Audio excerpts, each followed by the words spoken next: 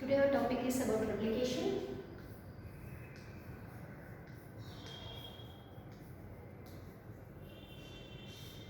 Last క్లాస్లో మనం replication గురించి ఎంజైమ్స్ ఏమేమి ఉపయోగపడతాయి రెప్లికేషన్లో అనేది చూసాం నాన్న. ఈరోజు ఏంటంటే మనం బ్రీఫ్గా ఒక్కొక్క ఎంజైమ్ కోసం చదువుకుని రెప్లికేషన్ ప్రాసెస్ చదువుకుందాం. సో ఫస్ట్ మనం హెలికేజ్ ఎంజైమ్ కోసం మాట్లాడుకుందాం. హెలికేజ్ ఎంజైమ్ గురించి చెప్పాలంటే it is an unwinding enzyme అమ్మ. దీన్ని అన్వైండింగ్ ఎంజైమ్ కింద చెప్తాము. అంటే ఏంటి అంటే వైండ్ అయి ఉంది అంటే మనకి డబుల్ హెలిక్స్ స్ట్రక్చర్లో డిఎన్ఏ ఉంటుంది కదా నాన్న. దీన్ని సెపరేట్ చేయడానికి ఏ స్ట్రాండ్కి ఆ స్ట్రాండ్ సెపరేట్ చేయడానికి ఫస్ట్ బైండ్ అయ్యేది ఎంజైమ్ ఎవరు అంటే హెలికేజ్ ఎంజైమ్ అమ్మ. అందుకే హెలికేజ్ ఎంజైమ్ని మనం అన్బైండింగ్ ఎంజైమ్ అంటాము. ఈ హెలికేజ్ ఎంజైమ్కి మనకి ఇంకో పేరు ఏంటంటే డిఎన్ఏ బి ప్రోటీన్ కింద కూడా చెప్తాము. డిఎన్ఏ బి ప్రోటీన్ కింద చెప్తాం కదా హెలికేజ్ని. సో డిఎన్ఏకి బైండ్ అయ్యి అన్బైండ్ చేస్తుంది అని. So next one is for the SSB. What is SSB అంటే single stranded binding protein.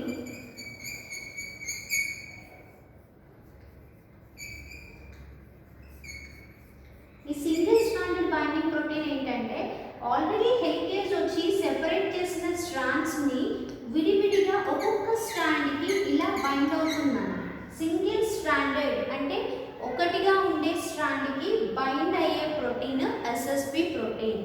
And next one ఈ ఎంజైమ్ ఇస్ ద టోపోఐసోమరేసెస్. ఈ టోపోఐసోమరేసెస్ కి అనదర్ నేమ్ మనం డిఎన్ఏ గైరేస్ కింద చెప్తాం నాన్న. DNA gyrase.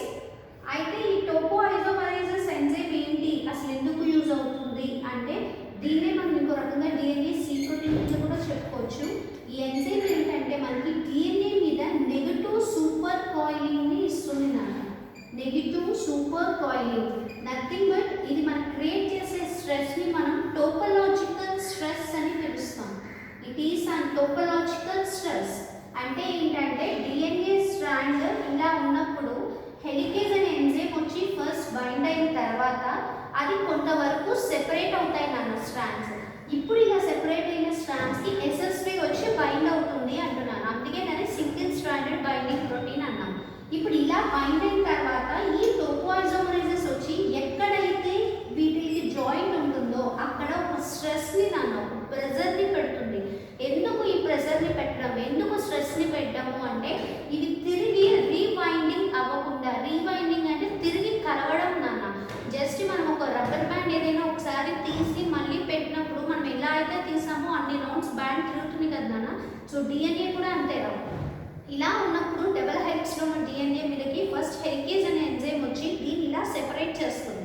ఈ సెపరేట్ చేసిన వాటి మీద ఎస్ఎస్పి వచ్చి బైండ్ అవ్వకుండా ఇలా మనకి బైండ్ అయి ఉంటున్నారు. ఇంకా ఫర్దర్గా ఏదైనా ఇవి రివైండ్ అవుతాయి అనుకుంటే ఆ టైంలో మనకి టోపోఐసోమరేసెస్ నథింగ్ బట్ డిఎన్ఏ గైరేసెస్ వచ్చి దీని మీద టోపోలాజికల్ స్ట్రెస్ని క్రియేట్ చేస్తాయి నాన్న. దానివల్ల ఏంటంటే డిఎన్ఏ అనేది రివైండ్ అవ్వదు అని చెప్తున్నాం. Okay. And next one coming to DNA ligases. ఏంటి DNA ligases? Nothing but gaps filling నాన్న. డిఎన్ఏ లైగేసెస్ అనేది మనకి గ్యాప్స్ని ఫిల్ చేస్తూ ఉంటుంది. డిఎన్ఏ లైగేసెస్ యొక్క ఎంజైమ్ యొక్క మాలిక్యులర్ వెయిట్ చూసుకుంటే మనకి 77,000 కిలోడాల్టన్స్ కింద ఉంటుందని చెప్తాం నాన్న. బేసిక్గా డిఎన్ఏ లైగేసెస్ అనేవి ఈక్వలై సెల్లో చూసుకుంటే 100 to 200 కాపీస్ ఆఫ్ డిఎన్ఏ లైగేసెస్ అనే ఎంజైమ్ అనేది ప్రెసెంట్ అయి ఉంటుందమ్మా. ఈ లైగేజ్ అనే ఎంజైమ్ వల్ల ఉపయోగం ఏంటి అంటే పొలిమరేసెస్ వచ్చి న్యూక్లియోటైడ్స్ని యాడ్ చేసి మాత్రమే వెళ్ళిపోతాయి నాన్న. అలా యాడ్ చేసిన న్యూక్లియోటైడ్స్ అన్నిటికీ కూడా మధ్యలో అది ఒక బాండింగ్ ఏర్పరిచి నథింగ్ బట్ ఫాస్ఫోడైస్టర్ బాండ్ని ఫామ్ చేసి న్యూక్లియోటైడ్స్ అన్నింటినీ కూడా డిఎన్ఏ చైన్ లాగా చేయడానికి మనకి డిఎన్ఏ లైగేజ్ అనేది ఉపయోగపడుతుంది. Okay. And next one coming to DNA polymerases.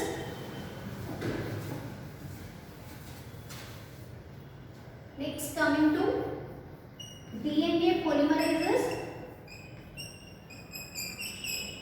ఈ డిఎన్ఏ పొలిమరేసెస్నే మనం డిఎన్ఏ డిపెండెంట్ పొలిమరేసెస్ అని కూడా అంటామమ్మా.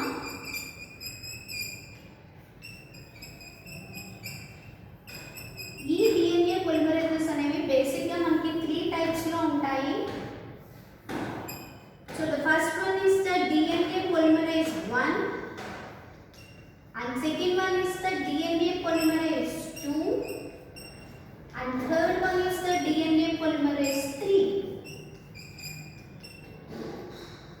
Okay, so DNA polymerase 1 కోసం చూద్దాం నాన్న. DNA polymerase 1 ని మనకి ఆర్థర్ కాన్బర్గ్ అనే సైంటిస్ట్ ఫస్ట్ దీని కోసం చెప్పడం జరిగింది.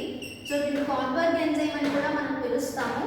అండ్ ఈ ఆర్థర్ కాన్బర్గ్ ఏం చెప్పారంటే DNA polymerases యొక్క మాలిక్యులర్ వెయిట్ 90 కిలోడాల్టన్స్ కింద చెప్పారు నాన్న. అండ్ DNA polymerase ని ఏంటి అంటే మనకి ట్రై ఫంక్షనల్ ఎంజైమ్ కింద చెప్పారు. DNA polymerase 1 is also called as a trifunctional enzyme. అంటే ట్రై అంటే 3 అమ్మ, ఫంక్షన్స్ అంటే ఇది 3 రకాల ఫంక్షన్స్ ని చేయగలదు కాబట్టి DNA polymerase 1 ని మనకి ట్రైఫంక్షనల్ ఎంజైమ్ కింద చెప్పారు. సో అది చేసేది ఏంటి అనేది చూద్దాం మనం. So first one is 3' to 5' strand ని సెపరేట్ చేస్తుంది నాన్న. అండ్ నెక్స్ట్ 5' to 3' స్ట్రాండ్ లో ఏమైనా మిస్టేక్స్ ఉన్నాయేమో చూస్తుంది నాన్న. Nothing but proof reading activity. While coming to 3' to 5' exonuclease activity కూడా ఇది చేస్తుందమ్మా. ఈ exonuclease యాక్టివిటీలో ఏం చేస్తుందంటే డిగ్రేడింగ్ ఆఫ్ DNA అమ్మ. It degrades the DNA. Degrade అంటే ఏం చేస్తుంది అనేది మీకు డౌట్ రావాలి. అంటే ఏంటంటే మనకి exonuclease, exo అంటే బయట నాన్న. బాండ్స్ కి ఇప్పుడు ఏ టీ ఉంటే ఈ మధ్యలో ఉండే హైడ్రోజన్ బాండ్స్ ఏవైతే ఉన్నాయో వీటిని బ్రేక్ చేయడానికి కూడా మనకి DNA polymerase అని 1 అనేది ఉపయోగపడుతుందమ్మా. అది 3' to 5' చేసుకుంటూ వెళ్తుంది. అదే విధంగా 5' to 3' అంటే మనకి ఒక స్ట్రాండ్ సింథసిస్ అవుతున్నప్పుడు ఈ స్ట్రాండ్ లో ఏమైనా మిస్టేక్స్ ఉన్నాయా దాన్ని ప్రూఫ్ రీడింగ్ యాక్టివిటీ కింద చూస్తాం మనం. అంటే పైన ఉండే టెంప్లెట్ తో పాటు కింద ప్రిపేర్ అయ్యే కాంప్లిమెంటరీ స్ట్రాండ్ లో ఏమైనా మిస్టేక్స్ ఉంటే కనుక, ఎర్రర్స్ ఉంటే కనుక ఇట్ విల్ బి ఐడెంటిఫైడ్ మన. That will be called as a mechanism, proof reading mechanism. And while coming to strand separation ఏంటంటే మనకి 3' to 5' స్ట్రాండ్ ని సెపరేట్ చేయడానికి అంటే DNA రెప్లికేషన్ కి స్టార్టింగ్ కి మనకి DNA polymerases ని ఉపయోగపడతాయి. మన నథింగ్ బట్ ఇలా సెపరేట్ చేయడం వల్ల ఏంటి అంటే ఇది adding of nucleotides. Okay, this is all about the DNA pol 1 అమ్మ. While coming to DNA polymerase 2, DNA polymerase 2 యొక్క మాలిక్యులర్ వెయిట్ చూసుకుంటే కనుక మనకి 120 కిలోడాల్టన్స్ లో ఉంటుందమ్మా దీని molecular weight. And DNA polymerase 2 అనేది మనకి రెప్లికేషన్ లో ఉపయోగపడుతుంది అని చెప్పడం కన్నా కూడా రిపేర్ మెకానిజం లో ఎక్కువ కీ రోల్ ని ప్లే చేస్తుంది అని చెప్తా ఉన్నాను. రెప్లికేషన్ లో మనకి DNA pol 1 అండ్ pol 3 అనేవి ఎక్కువగా ఉపయోగపడతాయి. While coming to DNA pol 3, దీన్ని కూడా మనకి ఆర్థర్ కాన్బర్గ్ అనే సైంటిస్ట్ చెప్పారమ్మా. సో ఈయన pol 3 కోసం ఏం చెప్పారంటే it's molecular weight of 800 kilodaltons and it is a multi subunit enzyme or the multi complex enzyme కింద దీన్ని చెప్పడం జరిగిందమ్మా. ఎందుకంటే it consist of an alpha, beta, epsilon, omega subunits అమ్మా. ఈ సబ్యూనిట్స్ అన్ని కూడా ఏంటంటే ఒక్కొక్కటి ఒక్కొక్క కెటలైటిక్ యాక్టివిటీని చేస్తాయి అని మనం చెప్తాము. అండ్ DNA pol 3 అనేది కొన్ని ప్రోటియోలైటిక్ ఎంజైమ్స్ వల్ల డిగ్రేడ్ అవుతుందమ్మా. DNA pol 3 అనేది కొన్ని ప్రోటియోలైటిక్ ఎంజైమ్స్ ని మనం ప్రోటియోలైటిక్ ప్రోటీన్ అంటే ప్రోటీన్ ని లైటిక్ బ్రేక్ చేసేవి ఎంజైమ్స్ వల్ల మనకి DNA pol 3 అనే ఎంజైమ్ అనేది డిగ్రేడ్ అవుతుంది. అయినప్పుడు ఇది మనకి 2 టైప్స్ లో డివైడ్ అవుతుందమ్మా. ఏంటి అంటే లార్జ్ ఫ్రాగ్మెంట్ ఒకటి అండ్ స్మాల్ ఫ్రాగ్మెంట్ ఒకటి కింద డివైడ్ అవుతుందమ్మా. లార్జ్ ఫ్రాగ్మెంట్ ఏదైతే ఉందో ఇది 67 కిలోడాల్టన్స్ లో ఉంటుందమ్మా. స్మాల్ ఫ్రాగ్మెంట్ ఏదైతే ఉందో 36 కిలోడాల్టన్స్ లో మనకి ఇది ప్రెజెంట్ అయి ఉంటుంది. అండ్ ఇది దీనికి pol 1 కి తేడా ఏంటి అంటే నాన్న ఇది మనకి న్యూక్లియోటైడ్స్ ని యాడ్ చేయడానికి ఉపయోగపడుతుంది 3' to 5'. కాకపోతే ఇది ల్యాక్ ఆఫ్ ప్రూఫ్ రీడింగ్ యాక్టివిటీతో ఉంటుందమ్మా. అదొకటే మేజర్ డిఫరెన్స్ కింద మనం చెప్తాము. And coming to the primary thing that is template మా. మీకు టెంప్లెట్ డెఫినేషన్ నేను ఆల్రెడీ చెప్పాను. ఇది ఏంటంటే మనకి 3' to 5' డైరెక్షన్ లో రెప్లికేషన్ స్టార్ట్ అవ్వడానికి parental strand of and DNA ఏదైతే ఉంటుందో దాన్ని మనం టెంప్లెట్ అని పిలుస్తామమ్మా. And another thing you have to know is primase enzyme. ఈ ప్రైమేస్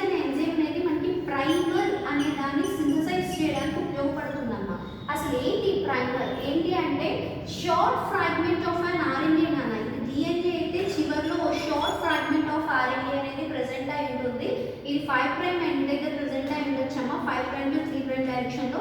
సో ఈ 5 ప్రైమ్ ఎండ్ దగ్గర ఈ ఉండే ఆర్ఎన్ఏని బ్రేక్ చేసి మనకి ఇక్కడ న్యూక్లియోటైడ్స్ని యాడ్ చేయడానికి కూడా మనకి ప్రైమేస్ అనే ఎంజైమ్ ఉపయోగించి, సో ప్రైమర్ని అది ఇలా సింథసైజ్ చేసిన తర్వాత మనకి డిఎన్ఏ పొలిమరేజెస్ వచ్చి దాన్ని కట్ చేసి ఎక్సోన్యూక్లియస్ యాక్టివిటీ ద్వారా మనకి న్యూక్లియోటైడ్స్ యాడ్ చేసి డిఎన్ఏ సింథసిస్ చేస్తాయి నాన్న.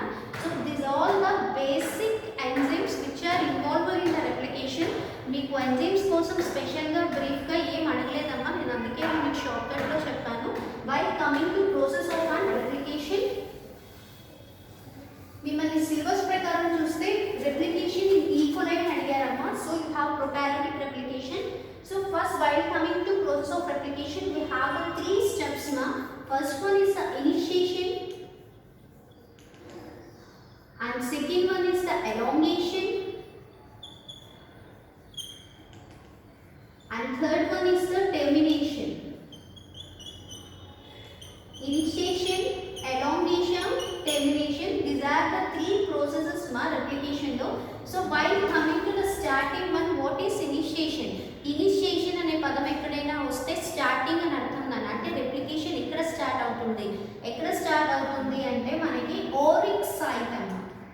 ఓరిక్ site, what is oriC? Origin of chromosomes.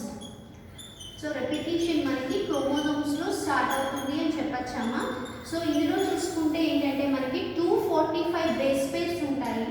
ఈ 245 బేస్ పేర్స్లో మనకి 3 to 13 base pairs and 4 to 9 base pairs అనేది రిపీటెడ్ టాండమ్ సీక్వెన్సెస్ ఉంటాయమ్మా, అంటే రిపీటెడ్ సీక్వెన్స్లో ప్రజెంట్ అయి ఉంటాయి. 3 నుంచి 13 సీక్వెన్సెస్, 4 నుంచి 9 బేస్ పేర్స్ అనేవి మనకి రిపీటెడ్ సీక్వెన్సెస్లో ఉంటాయి. ఇలా ఉండే సీక్వెన్సెస్ దగ్గర మనకి ఓరిక్ సైట్ అమ్మ, క్రోమోజోమ్ సైట్ ఉంటుంది, అక్కడ మనకి రెప్లికేషన్ అనేది స్టార్ట్ అవుతుంది అని చెప్తున్నామమ్మా. సో దీన్ని మనం డయాగ్రమాటికల్గా చూస్తే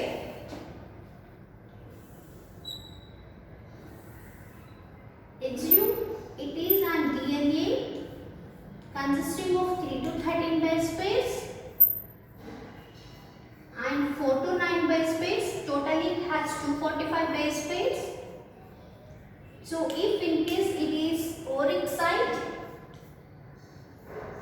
so first మీకు ఇనిషియేషన్ లో ఏంటంటే DNA A ప్రోటీన్ వచ్చి యాడ్ అవుతుందమ్మా.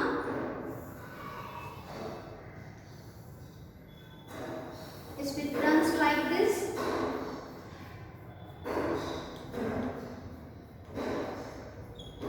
These are the DNA A proteins. Later on, DNA B protein, nothing but helicase,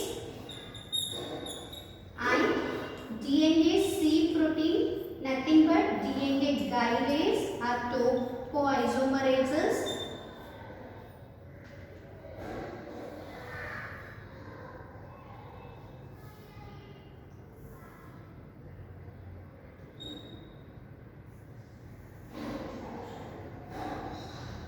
This is helicase enzyme, and around this it is helicase, and meanwhile this is topoisomerases, nothing but DNA C, and here we have single stranded binding proteins, SSP proteins. Later for this primer will be added amma, primer అనేది add అవుతుంది, nothing but primase అనేది add అవుతుంది. So here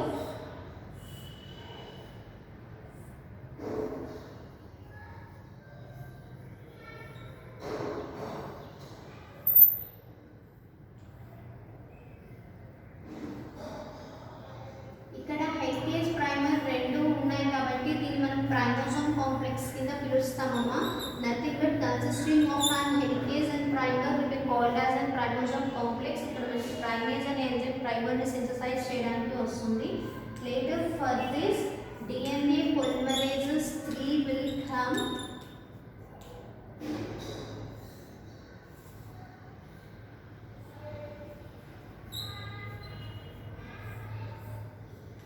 Here DNA polymerases 3 రాగానే మనకి nucleotides ని add చేసుకుంటూ వెళ్తాయమ్మా. And again DNA pol 1 it's for the trifunctional enzyme అని చెప్పాను కదా. సో ప్రూఫ్ రీడింగ్ యాక్టివిటీ కోసం ఇట్స్ విల్